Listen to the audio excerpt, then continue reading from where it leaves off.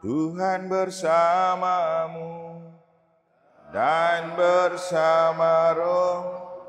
Inilah Injil suci menurut Matius. Dimuliakanlah Tuhan. Sekali peristiwa, Yesus bersabda kepada murid-muridnya, apabila saudaramu berbuat dosa, tegurlah dia di bawah 4 mata. Jika ia mendengarkan nasihatmu, engkau telah mendapatnya kembali.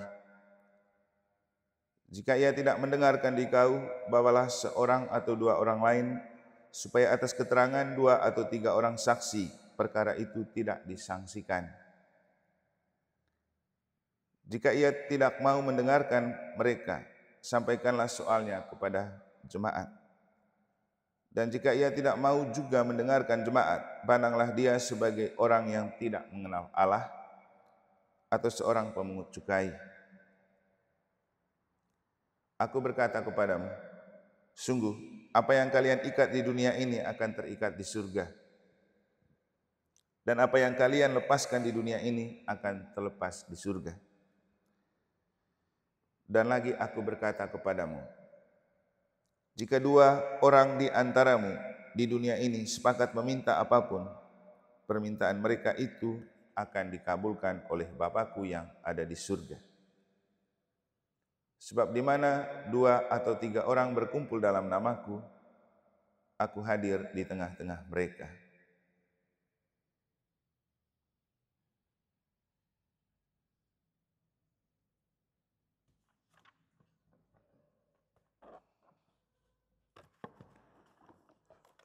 Demikianlah sabda Tuhan. Terpujilah Kristus.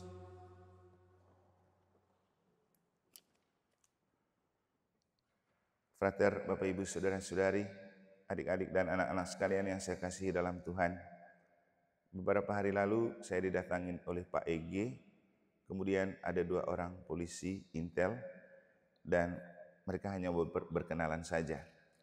Pak EG meminta untuk mengisi mimbar TVRI dan dia bilang, Romo lanjutkan khotbah Romo hari Minggu tentang Ekaristi sebagai investasi surga.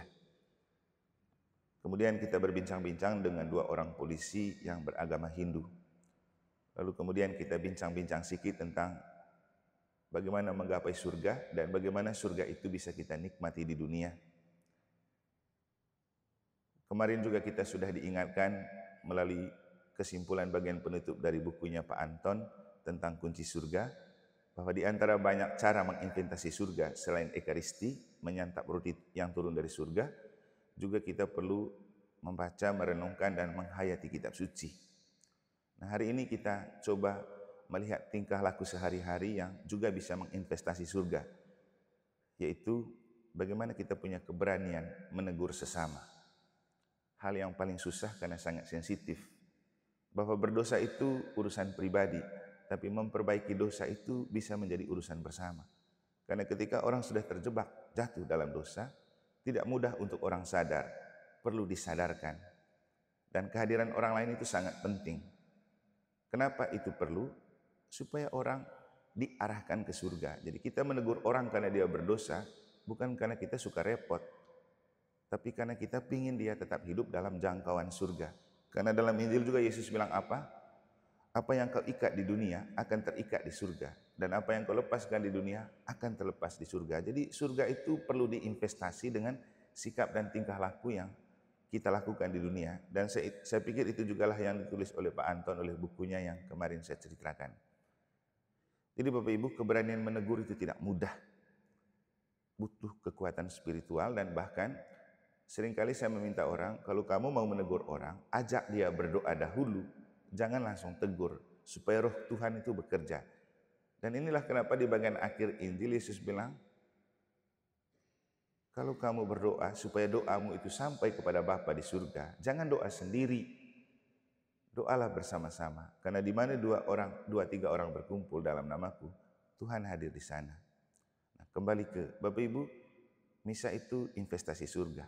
Seringkali ada yang berpikir begini dan berkata kepada saya, Romo, kenapa Romo misanya lama, misa harian? Ya, setengah jam cukuplah. Tapi orang Katolik itu selalu lihat jam kalau misa atau kalau khotbah. Tapi apakah kita pernah menyadari kalau waktu itu anugerah Tuhan? Dan kita punya sedikit waktu sehari untuk bertemu dengan Tuhan. Dan kalau kita melihat misa itu sebagai kesempatan kita menginvestasi surga dan berada dalam jangkauan surga, ngapain kita pingin cepat-cepat, Bapak Ibu? Itu kan suasana yang membahagiakan. Tapi seringkali kita masih terobsesi dengan pekerjaan dan mengejar waktu. Kalau saya sendiri sih, misa itu harus dinikmati. Maka saya itu sangat terganggu kalau diburu waktu. Karena apa? Dalam ajaran Katolik, unsur penting dari misa itu keheningan. Kita butuh waktu untuk diam, hening. Tapi kalau kita dikejar waktu, kita buru-buru, baca cepat-cepat, tidak ada heningnya. Terus untuk apa kita misa? Apa yang kita mau nikmati dari sana?